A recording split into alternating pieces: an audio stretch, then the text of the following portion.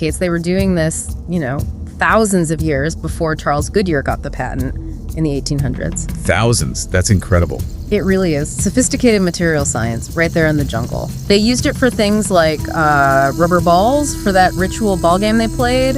It just shows their ingenuity, doesn't it? Working with what nature gave them. Adapting. Innovating. And that same kind of ingenuity, like you said, wasn't just on the ground. It went upwards to the stars. Oh, absolutely. The sources are clear.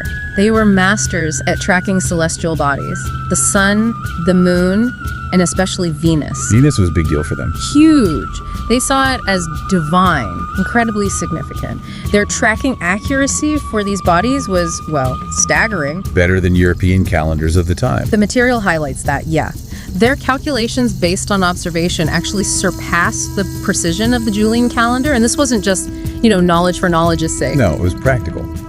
Or religious. Both, really. It was woven into their architecture. Think about Chichen Itza. The serpent shadow. Exactly. Yeah. The temple there, El Castillo. At the equinoxes, the way the sun hits the staircase creates this shadow that looks just like a feathered serpent slithering down. Amazing. Or look at Tikal. Plazas, buildings, all aligned to mark solstices, equinoxes, other key celestial moments. So the priests were the astronomers. Stargazing was definitely a priestly duty. Yeah. Tied directly to religion, to governing. They made these complex celestial maps, some we see in painted stucco murals. Wow. Because they believed fundamentally that life on Earth was choreographed by the heavens.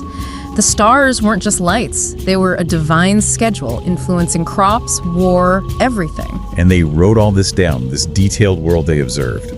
The sources keep saying the Maya writing system was the most advanced anywhere in the Americas before Columbus. It really was. It's logosyllabic.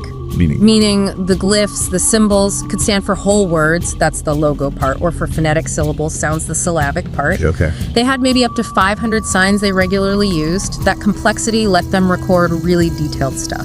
Like what kind of things? Oh, dynasties, histories of their rulers, descriptions of rituals, accounts of battles, their myths, their gods. So much history. It's just awful that only 4 of their books survived.